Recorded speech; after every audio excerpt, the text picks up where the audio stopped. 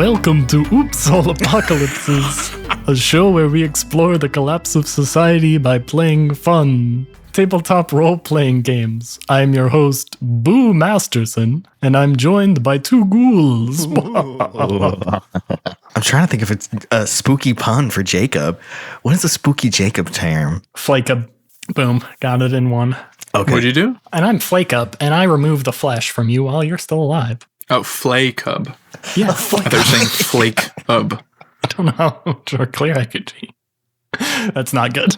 That is pretty good. That's a little grim, though. Ooh, I'm Jacob. Oh, God. I'm Jacob, and today I'm not playing Ocean. I'm playing Fern Jablonsky, an expert monster hunter who's yet to hunt any monsters. And hey, everybody, I'm Brady. That's horrible. And I play Chuck Hardy, a freshman rookie javelin thrower at Subtropolis University. I was expecting more. What was that? You ended on like a raised note, so I thought you were going to keep talking, but then you just sat there. I had more, but then Jacob's was so concise, I figured I would keep it short and sweet. If it's not obvious by them stumbling through their intros right now, we are doing something different today. We are playing Monster of the Week, which is one of the earliest Powered by the Apocalypse systems. So this is going we to always stumble through our intros, and you just fix it to make us sound good. Sometimes you don't even make us sound good when you fix it. I'm just not going to fix it this time. Wow, great. And this is going to be a very special episode that takes place before the apocalypse in Subtropolis, the city you guys have come to lots of times. But if you have not listened to any other episodes, that's not a problem. There's not going to be any spoilers or anything like that. This is going to be completely standalone. Fresh take. The only thing we're going to do up front in this intro is any start of session moves people may have, so we can just have those in our back pocket once we get things kicked off. Is that the beginning of a mystery? Yes. Okay. If you have any beginning of mystery moves, you will do them now. Who has one? We both do, I think. I think we both do. Oh, real quick, I really like how how Monster of the Week very concisely tells us when the moves are rolled. Like in Apocalypse World, it's like start a session. Well, what the fuck is a session? Because some of those moves don't make any sense for you to roll every single session if you're playing on a weekly basis. But this one's start of a mystery. You know exactly when. It's the start of the story. It's the start of the episode. Agreed. We should have been using this system the whole time. All right. I am playing Fern Jablonsky. So I'm playing as the expert. The expert is essentially somebody who is dedicated their life in researching the supernatural and the monsters and all these crazy stuff and is prepared to fight them. They're like your Q from James Bond or I can't think of any other characters that are experts at this time. Bobby from Supernatural, Giles from Buffy. That's like probably exactly what this is based off of, considering how inspired by Buffy this system is. I was going to say more recently, I think like, what is his name from Stranger Things? The kid with the curly hair? One of them's name is Mike or Dustin. Dustin. Yeah, Dustin would definitely be the expert. He would be the expert in their crew. Yeah, so somebody who's done a shit ton of research. Doesn't have to be, but tends to be kind of like a nerdier type, which I'm playing. Fern Jablonsky is quite the nerd. So all my moves are just related to being prepared or focused or researching things. So my beginning of mystery move is called the Man with the Plan. And so with it, I roll my dice at the beginning of the session, and depending on how well I roll, gives me a certain number of hold, which is a unique thing, I think, in this system. It kind of is. I have hold against you with your vision. That's true, yeah. So kind of like my visions, it gives me hold. So, and I can spend a hold at any time to be where I am, wherever I need to be, prepared and ready. So very cool move. Yeah, it's super fun. Super cool. I hope you roll well. Basically, it could be like, I could spin a hold while Chuck was getting his ass kicked by a monster, and Fern Jablonsky would kick down the door, pull out his sword, and he is prepped and ready to fight the monster. Yeah, hopefully they'll see it in action. Yeah. All right. Let's roll it. It's sharp, right? So that's a 10. So I have a hold 2. Excellent. All right, folks. Chuck Hardy is, as a rookie, he may not know it yet, but he is also a bulwark against the darkness as an initiate, which means that he is a part of a sect of individuals that fights against the darkness and and quote unquote is the flame that cleanses the shadows. So let's cleanse some fucking shadows by figuring out what my mission will be. Or I guess it doesn't have like a good name. It just says when you're in good standing with your sect at the beginning of each mystery, roll plus charm. So on a full success, they give me useful info for the mystery or help in the field. On a 7 to 9, I get a mission associated with the mystery, and I'll get some info or help too. And on a miss, they ask me to do something bad. If I fail or refuse to do something, I'll be in trouble. Give me that roll. Oh, right. I'm rolling plus charm. Oh, I got a 9. Ooh. So you will get a mission associated with the mystery. That's helpful for me too. That gives us a great hook. And you'll get some info, not useful info. You'll get some info or help too. Yep. There's one additional mechanic in Monster of the Week you all should be aware of. There's a resource called Luck, which will basically let them always succeed a roll or take 0 damage from something if they expend a luck. Since this is a one-shot, we're going to just give each player 3 luck to use throughout this. Because luck is actually a very important mechanic, because when you run out of luck, there's no real easy way to recover luck. Like, luck is something that when you spend it, by the time when you spent it all, your character's doomed. So when you are doomed, basically anything that would normally be a minor inconvenience becomes a major problem. Yeah, constantly. So spending luck is actually a pretty huge deal, because I think you can only get like a little bit of luck back. Yeah, most people can get either 1 or 2. Yeah, total. Yeah, so it's not something that you want to spend loosely. So let's get started with the action.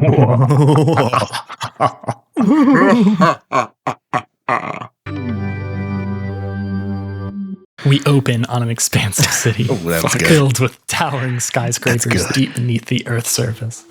It's in a cavern so large that the top is like fully obscured in darkness. You can't even see it. But this isn't the normal Subtropolis that fans of all of our normal episodes would remember. This one has people just walking about building to building, buying their PSLs.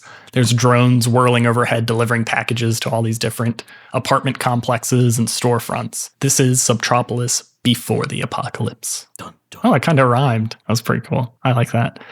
It's approaching nighttime, which is really hard to tell in Subtropolis, but they have some standard regulations that mean everyone has to turn off the outside facing lights during certain hours to not super fuck up everyone's circadian rhythm.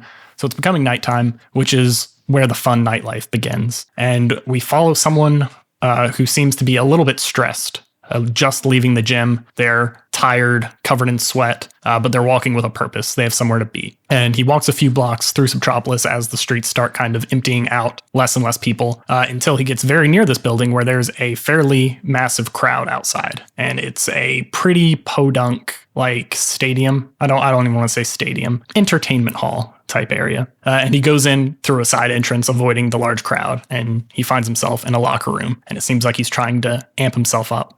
This is Frankie Wells, and he is a MMA fighter. And today, he's kind of one of those middling MMA fighters. He does pretty well. People probably know and recognize him. But today But he's not on any title. No, not on any title cards. And except today, he's going to be on one because he's kind of in a setup where someone who's very expected to be one of the next champs is plowing his way through, getting his win rate up. And Frankie Wells is in the way. They're feeding him to him. He's a jobber. He knows he's about to get fed to Rodney the Hammer Hernandez. And he knows it. He knows there's very little chance of him actually winning this fight.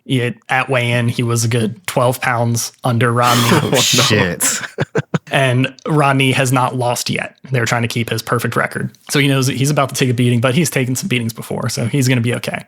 It becomes time. His coach is there, gives him a little short pep talk, and slaps his ass and points him in the direction of the ring. And as they walk up, he takes off his robe with all of his sponsors on it, which are a mix of very small companies no one's probably heard of, like Bradley Buick's Auto Repair, and some very large organizations that people who live in Subtropolis would know. They kind of do a nice Moneyball statistics type thing where they just sponsor like dozens and dozens of people and try to get as much money as possible. So there are a few large tech companies and healthcare companies you see on him. As he drops it to the ground. He, like the veteran he is, slides into the octagon. I know nothing about MMA. Hope that's about to. Yeah, it's the octagon. Yeah. I actually have a friend who's training, goes to an MMA gym, so he's very into it. I should have asked him for some tips for this first. Rodney the Hammer Hernandez comes into his intro music, which of course Frankie Wells does not have. That is not a standard thing most people have, but Rodney Hernandez does. And he comes into Firework by Katy Perry,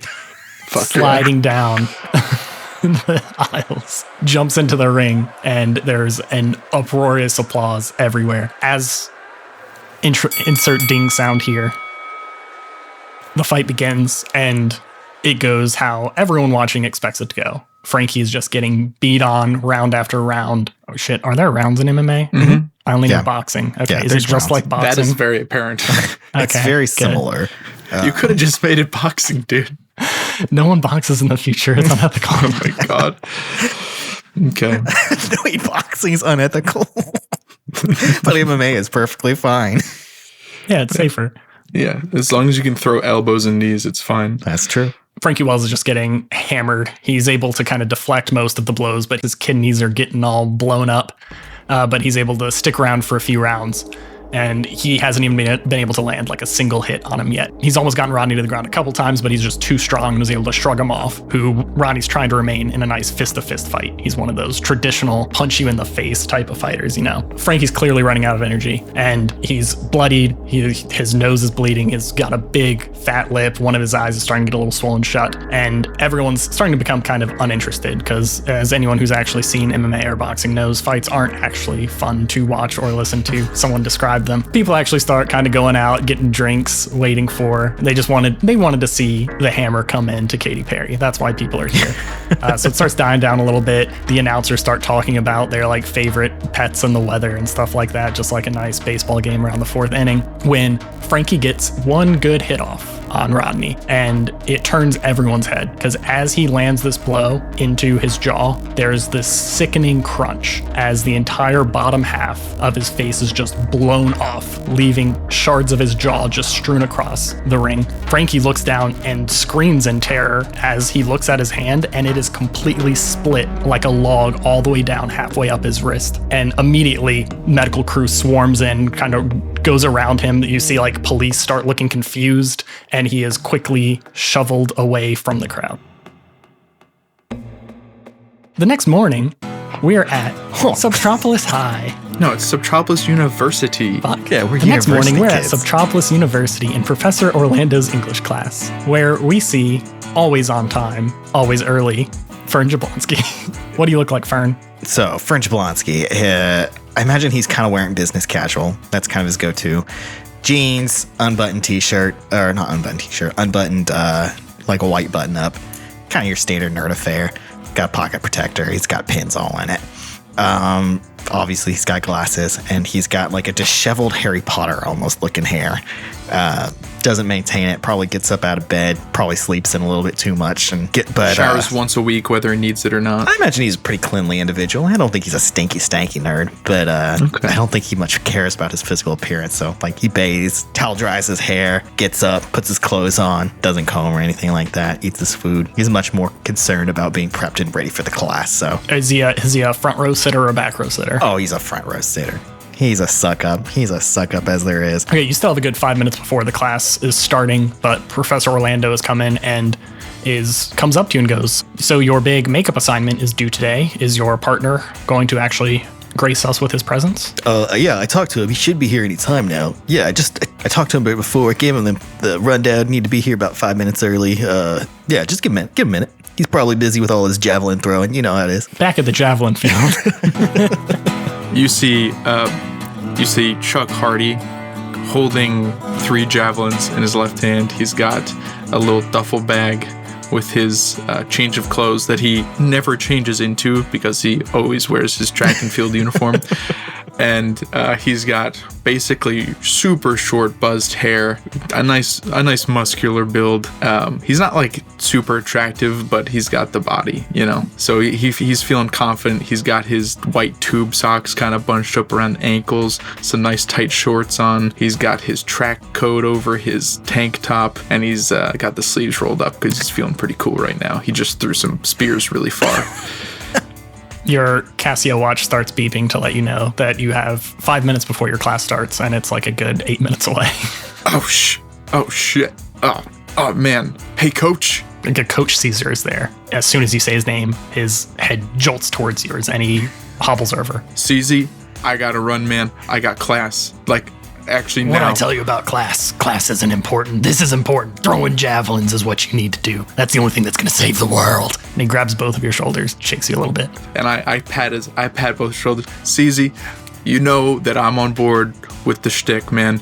The problem is, if I want to keep throwing spears, I got to, I gotta get back on good terms with with Senor Orlando. You're not like these other ones. You're different. You have different priorities. And he gets even closer. His face is like, you feel the hairs on the tip of his nose brushing against you, and his big bushy eyebrows are tangled in your hair. Give me a manipulate someone roll. Ooh, not good. I rolled snake eyes. And he leans closer, and you see the sweat dripping off him, and he goes, "And you're the one who's going to save the world. You know that, right?" If by world you mean our world of sports at regionals this year, then yeah. To do that, give me 5 minutes of suicides. Go. And he slaps you on the butt really hard. Coach, just how about I do suicides on the way to class? He starts chasing after you. He's literally physically moving towards you, ready to hit you again. On the way to class. All right, so as you're running, your phone starts ringing. Bzz, bzz, bzz, bzz. I think this causes me to trip, and I land on top of the spears. I probably bend one of, or the javelins. I probably bend one of them, and I end up in a heap. And I answer the call. Fern, I'm on my way, sort of. Dude, where the fuck are you? Hold them off. Orlando's just staring down my jowls here. He's looking at me right in the eye. Where the fuck are you? You're supposed to be there. Tell him his clock is fast. Stuck my neck out here. I gave you my paper, and you don't need. I said 5 minutes early. It's been 5 minutes since 5 minutes early. I hang up on Fern. Fern looks at Orlando. That fuck just hung up on me. I get back up and I start running away from Caesar and towards the class. Caesar's hurling javelins after you as you run away. But you know, he's very good. He's intentionally missing you. Yeah, but I'm sprinting. Like, he wanted suicides. I'm sprinting as fast as I can. You make it to class like 8 minutes after it should have started, and you come in the door and you hear Professor Orlando go, "Well, look who decided to grace us with their presence." I still have 3 javelins in my hand, and I lean them up in the corner next to the door, and I walk up to Professor Orlando, and I shake his hand, and I say, "Hey, thanks for waiting for me. I told you that clock is fast." You're in like a hall with like 250 students who are all sitting there on time and who had begun their lecture. They're all looking down at you listening. And I also take a seat in the front, not because I like talking to professors, but because I know that it means the maximum amount of people can see my butt. Do you sit next to Fern? Yeah, I think I do. Okay, Fern is intentionally just like sitting like this, staring at the professor. His leg is tapping furiously. He's like not making eye contact with you. But you see him motion with his hands. Fern just shrugs his shoulders. I nudge Fern with my elbow. Fern, do you have it? Dude, have what? What are you talking about? You know, the makeup assignment. Dude, not in class. Hold up. I got it. Let's just drop it for a second. Wait until he's talking something. Orlando starts going through the finer points of English literature, focusing on Charlotte Bronte right now. Fern folds up a piece of paper and slides it kind of subtly underneath the desk over to Chuck. Thanks, man. I owe you. What is it? 6 or 7 now? You need to round that up a little bit. A javelin pierces the paper, and you see Coach Caesar in the entranceway going, "I smell the cheater." And he runs over to you, and he goes... Fern's eyes are wide, and he's looking at Chuck. He's like, who the fuck is this guy?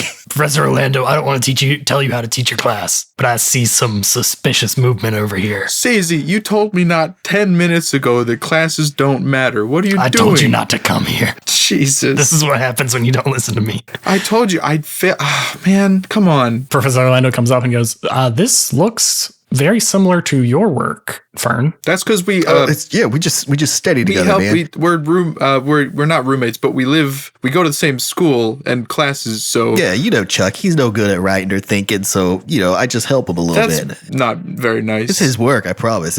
I just help tutor him a little bit. It's all. He's got a similar writing style to me because we do similar work. We both write similar ways because I'm teaching him how to write. You know how it is. It's an inspiration. I'm his inspiration. I'm his catalyst. Fern, I was gonna say I helped you with your work. Fern, I'm his Cassiopeia. You know Orlandis. You know how it is. Fern, yeah, Chuck. What do you mean I'm no good at writing? I'm just saying. That's why our work is similar because I help you write. That's all. I thought we were collaborating. Dude, shut the fuck up. By having you write it all. 5 seconds here. I thought we were working together by you doing both of our work so that I could do great things on the field. Oh my god, dude. What the fuck is happening here? Dude. You're my manager on the team, man. I thought you wanted to see us succeed, both in class and on the field. That's what you said. Orlandis, this man does not know what he's talking about. I promise. We're just collaborators. He rips the paper off of the table, crumples it up, and goes and throws it in his trash can and continues teaching his class after glaring at you guys for a good 4 seconds. Fern just is staring Chuck down. His eyes are wide. He's staring at him. His foot is tapping even faster than it was previously. Chuck is sitting side saddle so that he can look away from Fern. As the class wraps up, you get handed a paper silently from Professor Orlando that is an academic integrity. Did you grade my stuff already? That was fast. He hands over this citation for academic integrity violations that say that you need to go talk to a particular administrator that you've never heard of in some building you've probably never been to. Well, shit, this isn't going to look good on my resume. And it's at 7 a.m. tomorrow, which is right in the middle of your morning training. Hey, Mr. Orlando, I'm gonna go there now if that's cool because I've got 15 minutes between classes. Because tomorrow's pretty booked with doing sports that were traditionally used to kill people, which is kind of my thing, This is the time that they have available. You'll be there sharp at 7. And there will be a small hearing probably that may have potentially large ramifications on you being able to even be on the team. I'm pretty sure if I go there now, we could just do it now because they're usually pretty nice to me because I'm, and I flex. Do you remember Jane Eyre's love interest? Sorry? Jane Eyre, the novel we read. I don't know her. Was she maybe in one of your other classes? You'll be there at 7 tomorrow. 7 minutes from now, you mean? 7 a.m. tomorrow morning. You'll be there. I will be at practice. I would really recommend he turns to Fern and he says, Fern, I would really recommend you make sure he's there tomorrow at 7 a.m. Orlando, I'll do everything in my power to make sure this man is promptly there at 7 a.m. on the seats. If it requires me to chain his ass to the floor. Please just leave. Can I video my video in? Can I FaceTime in? Please leave. Fern stands up and he grabs Chuck by the scruff and with surprising strength just drags you out of the classroom down into the hall and he pushes you up against the locker and he goes, dude, what the fuck was that? Whoa, man. What the fuck was that? Whoa, man. My javelins are still in there and I... You'll get your javelins in a second. Dude, I had that. Why the hell did you have to speak? I was covering for you. Man, you were just being kind of mean about it. I don't know why that was necessary. Making shit up to cover why our writing looked similar. Because if you remember correctly, I fucking wrote your paper, right? Yeah, next time, make up nicer shit. They ain't gonna believe. You're the jock team. You're one of them. It's easy for them to believe a story about you not being able to write very well. And Fern, you're literally on the same team as me. I have never seen you write anything in the entirety that I've known you for this past year. The only pen-shaped thing I like in my hands is a javelin. Well, that's a little phallic, but okay. But dude, if you it's called aerodynamic. I don't know what phallic means, but all I'm saying, man, is we got to get to this damn hearing. I know your javelin throwing is important, but my grade's on the line, and you dragged me into this. I did your work for you, so you're coming. I'm calling in all 10 favors. All 10 favors, you're coming in with me. Fern, listen, man. I know that you don't technically have to go to practice because you're not one of the throwers or kickers or runners on the team, but... Dude, I'm a water boy. I'm just there for the extra credit. I don't do anything for the team. I just sit there. I sit there and take notes and do my homework while you guys do jocking stuff. I grab Fern on the shoulders. Fern, no, You don't understand. You are critical. You are critical to the success. Everybody is a piece, plays a part of the pieces of the team together, because there's no I in team. But there is an am in team, because you am an important part of the team. I'm inspired, Chuck. That's inspirational. Good job. I'm still going to that hearing tomorrow, and you're coming too. I shake my head and I go to grab my javelins from the corner of the room, and I grab the one that's buried in the table, and now I have 4. As you walk back out, are you waiting for him, Fern, or are you? Oh no, he'll wait for him. Off He's mad and pissed, Okay. and he's gonna fume the whole time they're walking together. But they're still friends, so he's like his only friend. So Then you see Coach Caesar come up, and he puts his finger up to his lip, like, be quiet. And he goes and he stands as small as he can behind the door. Do you do anything? Fern just mouths to Coach Caesar, like, "The fuck are you doing? You gonna attack Chuck?" He shakes his head. He like waves you off.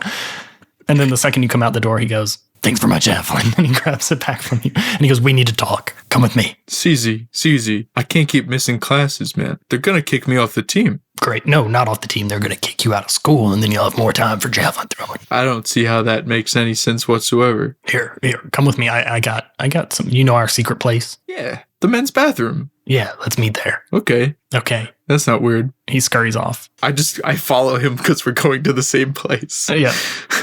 It's like literally like 20 feet away. It's around like one corner. Yeah, I wave And Fern. Come on, Fern. Let's go. No, don't bring him. Don't bring him. I'll We just can bring Fern. Hey, I just told him he is an important part of this team. Chuck, it's okay. I'll just wait outside. I don't particularly want to go in the men's bathroom alone with you guys right now. It just seems a little strange. Smart man. This is a single use one. Absolutely. It's a single use bathroom, by the way. As you're following like a foot behind him, he still pulls you in as soon as you open the door. He may be part of the team, but he's not part of the team. He does a dramatic eye signal where he goes over his eyes. He goes, Listen, Coach, I told you I don't really like gatekeeping. You know what I've been training you for this whole time. Yeah, we do all the sports that could be possibly used to kill people. Not people, no. The darkness, the demons, the creepies, the crawlies, the things that are out there. They're all in this city, but no one else can see them. Well, my mom always told me Conceal. that people are the worst monsters out there because we are selfish, and people also destroyed the environment, and that's why we're here. Wow, your mom seems real dumb. That's She ever seen a vampire? That's a real monster. She ever seen a lagoon creature? That's a real monster. a lagoon. She seen a Loch Ness? That's real. Okay. Ever seen a zombie with no conscience? That's a monster. I mean, I feel like all these kids on their phones these days are zombies without consciences. That's what my mom always said. Godzilla? Monster. I thought he was nice in the movie. He's a monster. Yes, Coach. You know, you're not the only member of this here team we got. Yeah. I know not the other team. No. Yeah, Fern's Listen on the close. team. The team. No, not that team. The other team. Oh, And we've been getting some information that there's something afoot. It's not Bigfoot. I checked. okay. There's something afoot though. Like some planner's warts? Like you got... No, not that type of foot. Oh. But there's a place I need you to be tonight. I need you to have a good excuse to be there. Yeah. Coach, I'll do anything for the team. Okay, you know the Razzmatazz? It's that bar, that music venue place. I'm not old enough to go in there, Coach. Well, come up with a good reason, and I think you might be. Okay. Be there tonight. Should I bring my javelin? I don't know what time. Yeah. What did I tell you? Don't go anywhere without your javelins. You never know when you need them. That's why I have like my fencing gear and my sharpshooting gear and my javelin gear always in this here bag. You'll be all right. You still owe me a bunch of suicides, though, tomorrow, 7 a.m. Get out of here. I ran a mile and a half to this Pushes you out of the door. class. Hi, Fern. What was that about? Do you want to go out with me tonight before our hearing? I mean, sure, as long as we're back by a good time so we go to sleep and go home at 7 a.m. Get back to that hearing at 7 a.m. Oh, Fern, I didn't know that you were a party guy. I really thought you were going to say no. No, fuck yeah, man. I'll go out, get some babes, pick up some chicks. All right. Do your hair or something. No. Do your hair, Fern. Fern, I will go to the hearing if you do your hair. Dude, seriously? You'll do that? Yeah. Yeah. Fuck yeah, I'll do my hair. Yeah, I'll let you but, do my look, hair. Look cool. Look as cool. Let's get some pomade, gel it up. I'll look like a 60s gangster. I can see it in my mind's eye already. All right. Hey, Fern, Yeah. go Maelstrom. And I give him a high five. Fern gives him the high five back. He just kind of looks a little concerned, though. Is that why exactly are we going to this club then, by the way? Oh, because Coach said he'd be there. We're going to have a It's party. the coach. I figured as much. You and that coach pushing you out some weird things.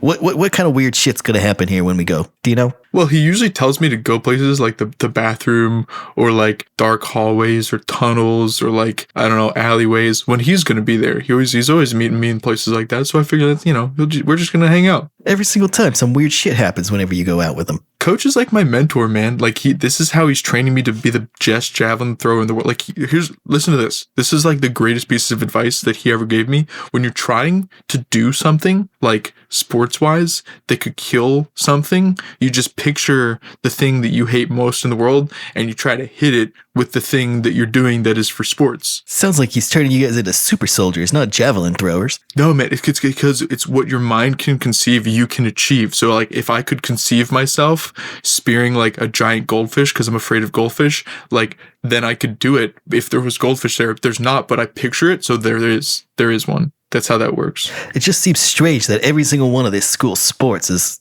previously used for violence. I mean, we got the gun team, we got the javelin team, we got the sword team, we got the bowling team, all things previously used for violence in the past life. Fern, even I know it's called fencing, man. That's because those are the most fun sports to do, man. Everybody knows that. It just seems strange to me, but yeah, let's go. Let's get ready for this thing. I'm late for another class, but I think I'm just gonna go. Meet me in the door. Meet me in the door at 5 o'clock. Okay. Bye, Fern. As you guys split up, how do you do your hair, first of all? Oh, no, we can wait. We'll do that when you guys meet back up. As you get split up, you head back to your dorm, Fern, and you very unfortunately see a flyer. Oh, he didn't tell you where you guys were meeting, right? I didn't. No.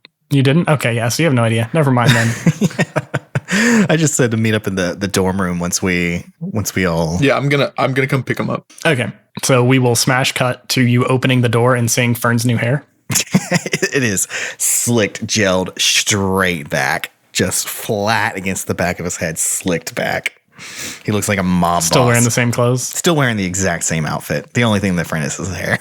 Oh, Fern, you look great, man. Oh, thanks, man. That's perfect. Exceeded expectations. I'm still in my tracksuit. Chuck, you find a flyer on your way there that said that there's a show happening at Razzmatazz that gets kicked off at 11:15 p.m. Oh man, this is perfect. I had totally forgotten the name of the place that Coach told me to go, but this is it. It seems a little convenient that he would just left a flyer there for you. I don't think Coach left. I think this is like, other people are going to the same party as us for once. Just a lot of coincidences, but whatever. Yeah, but Coach likes to do fun stuff too sometimes, like throw javelins and shoot targets. It's all just violence. It's all violence with this man. As you show up to the front of Razzmatazz, the coach is nowhere to be seen. They do have a ID check at the front that I think you guys are both too young to get through. Yeah, so I'm 18. How do you plan on getting in? I just tell him that I'm here for Coach. I'm here with Coach. Oh no, I'm going to roll preparedness as see if I have fake IDs. Oh, and I can roll fortunes as well. That's another 10. Nice. What does 10 means? You have it and you're good? I have it right here, right now. Oh, nice. As you see this guy checking IDs, you open up your wallet and you have like 20 different identification forms. And several of them are also for Chuck. He's prepared. I pull out 2 fake IDs. I give one to Chuck. I was like, "Here you go. Here's your identification to get in the club. Let's get this in. Let's get this done with." Fern, I think you spelled my name wrong. This one, this one says Chuck Hardon. No, dude, it doesn't matter what it says. It doesn't matter what it says. Okay, it's just okay. I'll cross it out and I'll fix it. Dude, no, don't touch it. Don't touch it. Just let it be. I promise. Just let it be. We'll just walk in the club and you can give it back. Just don't call me that. I'm not going to call you Chuck Hardon, dude. I'm not going to call you that. Fern, you just did. Dude, it's a fake ID, man. Do you know what a fake ID is? Whatever. Well, keep your voice down. Give me that. I'll take it with him. Give me it. He takes the ID and is like, I'll show it to the guard for you. And he walks up and is like, hey, man, here's our IDs. Can we get in there? He looks at him for like 2 seconds and hands him back. Like, okay, come on. This is my friend here. He's with me. I gave you one of his IDs. My name's not Hardon. His name's fucking Chuck Hardon. Come on, let's go. As you go inside, there's house music blaring. It seems like the main act hasn't come on yet. What do you guys do? Yeah, it's pretty crowded. It's not like a top of the line music venue or anything like that. It's just got a big long bar at it. Some nice house music cranking. I look at the flyer. You said it's 11:15. What is the show? What's the show called? It's a punk band called My Cold Cup is playing. My Cold what? My Cold Cup. My Cold Cup. Fern awkwardly bobs his head and looks around a little nervously and is like, yeah, man, this is my scene. Yeah, I'm into it. It's very obviously not his scene. Fern, what time is it? I don't keep a watch on because it throws my balance off when I throw javelins. Yeah, it's about 8:30. He looks at his watch. What are we doing here, though? Seems I don't see your coach anywhere. I'm sure he's coming. He might not be here till they go on. I mean, he's a busy guy. He teaches a lot of people. What did he tell you to come here for, though? What did he exactly say? To be clear, I don't remember. But we're here now. Chuck, this is why I write your papers for you. Yeah, I don't. There's this. I think we're just here to have fun, man. I mean, like that's what coach is all about. He's just about having fun, good sportsmanship, slapping butts. You know how it is. Yeah, I know how it is. Bathroom talk, slapping butts. You get a text from him that says, "You still owe me those suicides. Give me your report in the morning." I text back, should I get you a drink, coach? He does not respond. It says red. Huh, okay. Fern's looking over Chuck's shoulder and it reads this text like, "Report in the morning. What? Are we reporting on something? Is that what we're doing here?" Maybe this is more makeup work. I don't know, man. I keep missing tests. Well, shit. Maybe he's working with Orlandis. Maybe this is our assignment. Hold on a second. He reaches into his bag. He's got like a satchel. It's a huge, oversized satchel. It's like probably, Think Geek. They used to have an old bag of holding. Yeah, I love that bag. He's got like essentially one of those. It's huge. It fits a shit ton of stuff. And he pulls out like a big old notebook, pulls one of his pocket protectors, rolls it up, and like, all right, what are we watching for? Well, I think the first thing that we need to do is get one drink for coach, but then we have to make sure that when he gets here, it's still cold. So I think that like probably every like 45 minutes, we should drink the drink until he gets here so that it's always at least 45 minutes of fresh drink. Chuck, that's just going to get us fucking plastered. Listen, man, I don't want to disappoint coach. He's done a lot of favors for me. He's like getting me on the team and then also bribing the other teachers to keep me on the team. So I really think that we just got to do this for him. Okay. All right. Look here. All right. You get some drinks. Give me a scotch on the rocks. No, we're getting one drink. It's for coach. It's not for you. It's for coach. Dude, I want a drink. Just give me a scotch on the rocks, okay? Get your own drink. Fuck you, man. Okay. All right. Fine. Well, you go do that. You get coach's. Fine. No, fine. I'll get you a drink. You go get coach's drink. And I'm going to snoop around. I'm going to take notes. Like, write this report that he's expecting. Look for anybody else on the team. Dude, I'll say hi. I'll watch red. I'm looking for strange shit. I don't like punk music. I just want to say hi. Dude, it doesn't matter. Like, it's in the text. This is a report. We're going to go report on this. I'm going to look around, find some weird shit. You get me some drinks, give me a scotch, and I'll go back. I'm a fucking scotch fucking weirdo. He walks out. I get two Malibus, two Malibu and Sprites, and I get a Jack and Coke for coach. As he's getting the drinks, Fern is going to look around. I need to use more. Fern looks around and he's snooping around, seeing if there's anyone who recognizes. He's got his pen. He's taking notes on everything he sees. Is there anything abnormal going on at this club? Give me a investigate a mystery roll. Investigate a mystery. A 7. 7. You can ask me one question that I will read just now for our listeners and then never again, so pay attention. When you investigate a mystery, you can ask me one of the following questions. What happened here? What sort of creature is it? What can it do? What can hurt it? Where did it go? What was it going to do? And what is being concealed here? Are what you can ask. So I think the most obviously for me is what is being concealed here. I don't think what happened here, because what happened here is a damn party. I don't think there's much that's previously going on. Don't really know anything about a creature. I don't think we're even expecting that. So what can it do? What can I hurt it? Where did it go? That kind of thing. I don't think I would be expecting. So I think what is being concealed here is the one that makes the most sense. I agree. Okay. Well, the first opening act comes out. And it is someone who's playing a bunch of Shania Twain covers, but very good. And you see backstage when the curtains move to the side, it looks like this was like an old, like shitty theater stage that somehow this bar has been built around. As the curtains move aside, you can see some of the people doing prep work in the back getting ready. And as you're trying to look at things that you should be taking on notes for, you see off in the side behind most of the curtains, but you can kind of go around the edge and see them. There's someone who seems to be getting a guitar ready and tuned up, but they are like drenched in sweat. They look like really bad. Like they probably shouldn't be playing tonight, but it looks like they're still getting ready. Fern goes back to, he hunts down Chuck. And he kind of nudges him. He's like, what do you think of that guy? Look at that guy over there. He's really sweaty, isn't he? Why would he be so sweaty? He hasn't even played yet. Okay, Chuck hands you a Malibu and Sprite with a bunch of Scotch tape wrapped around it. And he's like, this was like a weird request, man, but here. Fern takes one sip and spits out. I was like, dude, what is this? This is some baby shit. I wanted some hard shit. I wanted something tough that would put some hairs on my chest. This shit's sweet. This is a girl drink. I'd ask like 15 people if they had Scotch tape before I found someone, and they were Dude, weird. it's Scotch. It's Scotch. It's Scotch. It's a drink. It's called Scotch. Dude, tape. That's what I said. forget about it. Forget about it. Here, give me that. Give me that. What's that other thing? That looks like a Jack and Coke. I'll take that instead. That's Coach's drink. Oh, well, I guess it's almost 45 minutes. You've been walking around for a long time. Yeah, give me that. Give me that. He takes a sip of the Jack and Coke. He's like, still too sweet. Still too sweet. I like that hard shit. And then he's like, but whatever. Look at this. Look at this weird guy over here. Look at that weird guy. And Why is he so sweaty? He hasn't even played yet. He shouldn't be sweaty. I see the weird guy, and I kind of narrow my eyes, and I start saying to myself, what would Coach do? I need to think, what would Coach do? What would Coach do? And I close my eyes. Coach would send 2 teenagers to a weirdo party to investigate something for a report. That's some weird shit, man. Sorry, I didn't realize I was saying that out loud. And I want to You always talking aloud. I want to roll my fortunes move to look at what the future holds. Ooh. I roll plus weird. I really like that. Imagining what the coach would do. He's so like ingrained in this stupid team mentality thing. That is an 11. What happens on an 11? I hold 3, so I can have a useful object ready. I can be somewhere I am needed just in time. I can take +1 forward or give +1 to another hunter, and I can retroactively warn someone about an attack so that it doesn't happen. So I think I'm just gonna hold those 3. Do I have to spend them all now? No. Okay, cool. I think I will give both of us +1 forward. So I'll spend 2 of my hold to give both of us +1 forward. Okay, +1 forward means the next roll. Yes. Just so you know. Okay.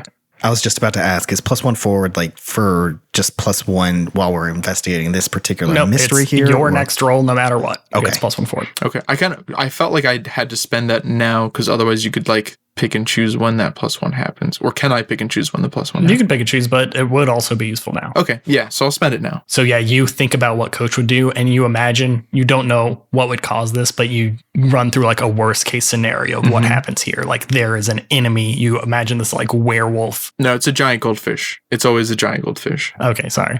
You imagine this giant goldfish crest from the bottom of the stage like a street shark from the 90s hit show Street Sharks. You see the crowd running around you, just chaos, but you remain focused and you see like right where your javelins are, you grab it and you throw it and you would spear it perfectly. And you realize if I jumped on this table here, I would have like a perfect sight line to the stage and I could take him out. And you kind of come back to yourself and you're nodding your head, realizing I am prepared for whatever goes on here. I know what Coach would do. Well, that's good. What would he do? Also, how is it relevant? I just wanted to see what you thought about this sweaty ass man. I why is he sweaty, dude? Okay, so based on how my brain, I think Coach would chase him around the room and probably throw a spear at him eventually. Well, let's hold that for a worst case scenario. Well, right? That's if he turns into a giant goldfish. I really can't account for any of the other worst case possibilities. scenario. We'll just hold that. We'll hold on spear at the guy if he turns into a giant goldfish. But for now, let's just think. Why is he sweaty? He looks sick. Is he sick? Is everyone here sick? Is there some disease going on that we don't know about? When Fern says goldfish, I shudder. Why is he sweaty? I don't know. Let's go ask him. Dude, let's not. You're about to start the set. Let's just watch the set and see what happens. I don't know. I feel like we should. Right? I feel like we should just ask him now. Be like, hey man, are you okay? Do you want a drink? I still got another Malibu and Sprite. You know what, Chuck? That's a pretty good idea, actually. Yeah, that's a great idea. Let's take this Malibu and Sprite. Okay. He's sweaty. He might be thirsty. This girlie drinks more water than it is alcohol. Let's go give it to him. Yeah.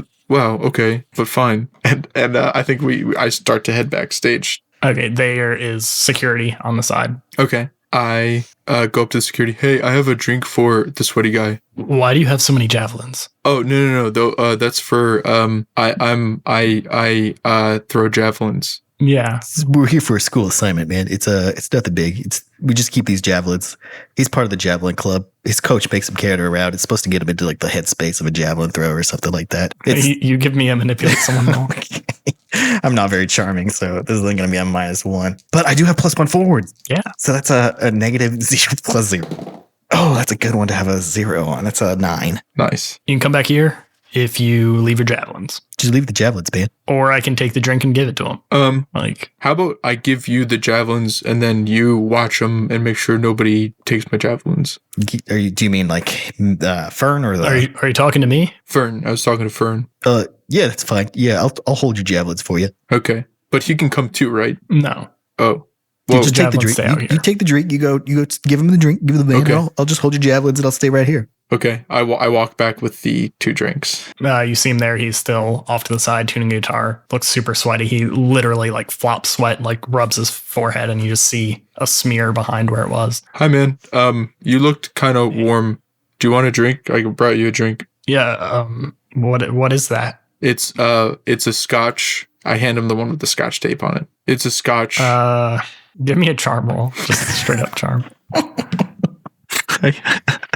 I also took +1, so that is an 8. He chuckles and goes, "You're pretty funny. Are you a big fan or something?" I don't normally like punk music, but I think you're cool. You seem cool. You seem fine. Thanks, man. Yeah, Are I'll you- take your drink. Are you feeling okay? You look hot. Do you need like me to like fan air on you or something? No, that's probably a little much. No, I've just had a rough day, What's- but I got to go on soon. Yeah, but I mean, what's going on? I don't know. I've not felt great. Do you want to today, talk about it? No, I got to kind of get in the right headspace for this Coach show coming Coach out. You know, CZ always said the best way to get in the zone is to it's better rhyme. is to what your well, shit.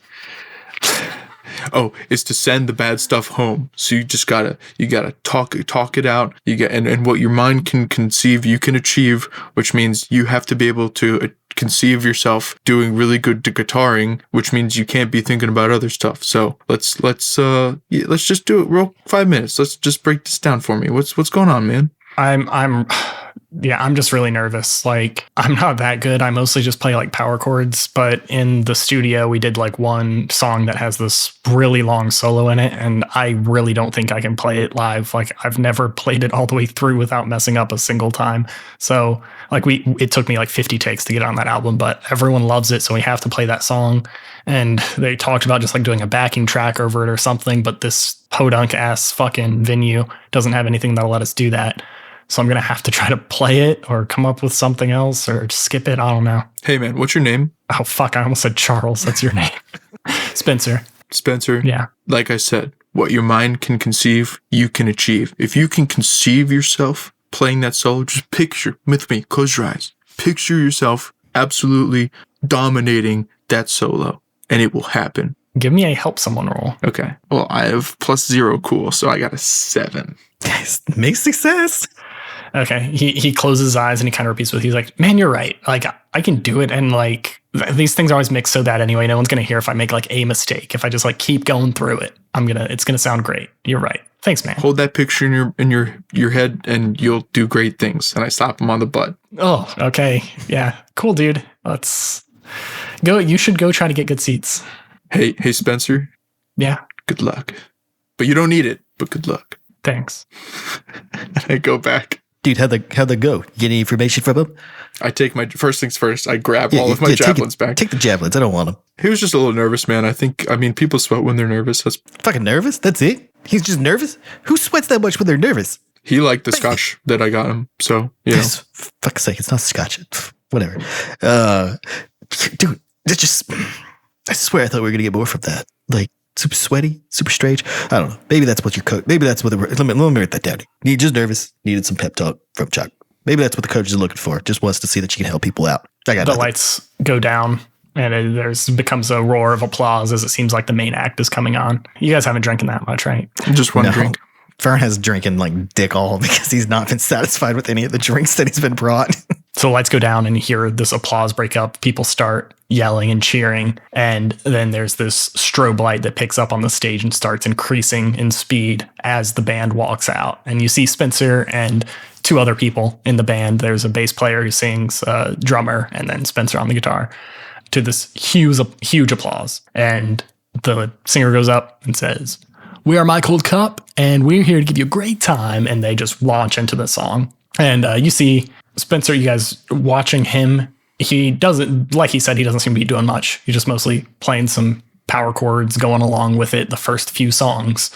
And then the third song comes on, and there's a very distinctive bass line that comes in, and everyone starts cheering. Like, this is the song they've been waiting for. It's probably the only reason people are here. They don't know the rest of these bullshit songs from the shitty And ass it's band. Olivia Rodrigo's Jealousy, Jealousy, It's Jealousy. which is a punk song. It's not. That's okay. And you see that Spencer does still look like very ill. Like, he's been playing pretty well this whole time for his like basic stuff. Like, you haven't seen any mistakes, but he's like, his face kind of seems out of it. Like, he's a little dazed, and you're kind of impressed he's been able to like keep on time with the way the rest of him looks. He like just looks like this like shitty, sick, like person with a flu, somehow just keeping up. And it gets to this harder part of the song. It clearly is breaking down for a solo. There's like a big break in the drums for a second before it comes in really hard, and he starts running through this solo that sounds like it's going to be like multiple minutes long. And he still looks like he's on the verge of just like throwing up. He's like dazed, standing up, kind of pacing around a little bit, but he has not missed a single note yet.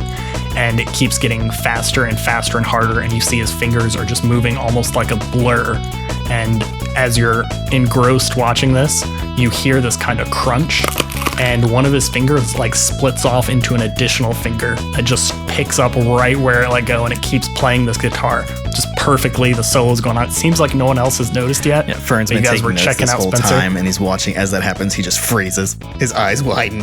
What the fuck? And then it happens again and again, just these fingers almost fractaling off edge after edge until it's taking up like a third of the fretboard. And at that point, people are certainly noticing, and people start being like, what the fuck? And like kind of stepping back. A couple people like scream. He's just still going, kind of looking dazed as it goes off more and more.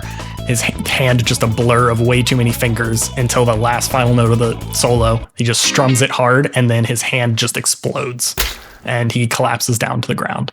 As there is a massive rush of people, the drummer gets up, runs over to him, starts calling for a ambulance or anything, any medical, any doctors in the house type thing. What the fuck was that? What did you give him, man? Spencer, no!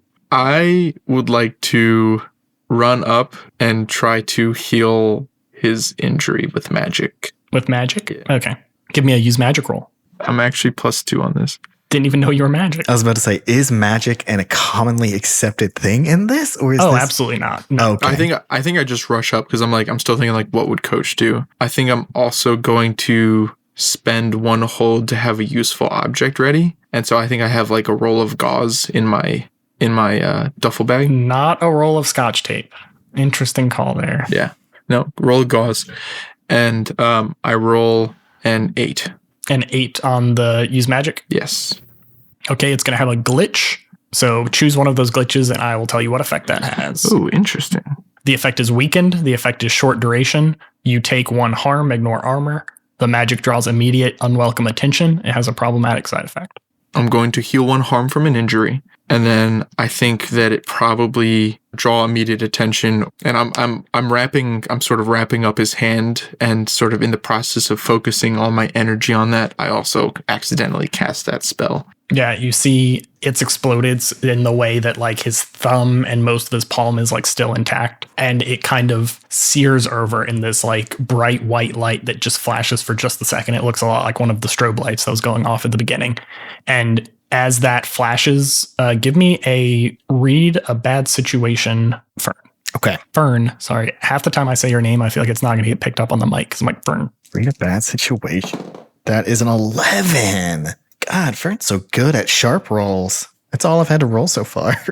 Hold 3. So I guess this is a read a bad situation. So Yep. This is the first time we've rolled this one. So that means we got 3 questions. I can, similar to Apocalypse World, I get to ask 3 questions.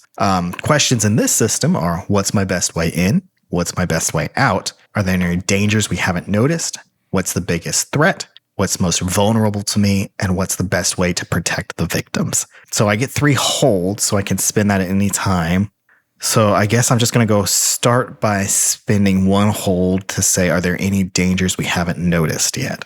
You see in that flash of light that came from Chuck's magical healing powers, you see this gross clump of something that's skittering its way closer to Chuck right now. And it's just like you just see a little flash of it, but it's like a mound like this big of just something gooey. And when I said this big, everyone who can't see what I'm doing, I football-sized. held up like a large football. Yeah. I'm going to go ahead and spin my second hold and say, what's the best way to protect the victim? With, I'm assuming, Chuck being the victim here as this thing approaches him. You see, it seemed to be drawn to whatever he did. So if you can somehow distract it from that, if not, I don't know what sort of things you can do to try to slow this thing down, but I don't have too much time to react. You see dozens of finger-like appendages plunge out of the bottom of this mound, but they're like a little too long and have too many knuckles, and it suddenly uses them to propel itself directly towards Chuck.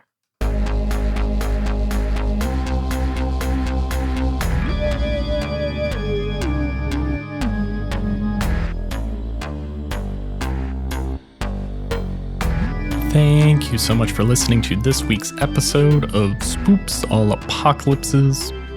There will be at least 2 more episodes in the series coming in the next few weeks, but don't worry, it's not going to delay our main feed episodes except this one little week here. Just get some extra bonus stuff. The music and editing was performed by Stu Masterson. Brady McDonough made that logo and art, and Jacob peels our grapes so they feel like eyeballs. Love you, bye.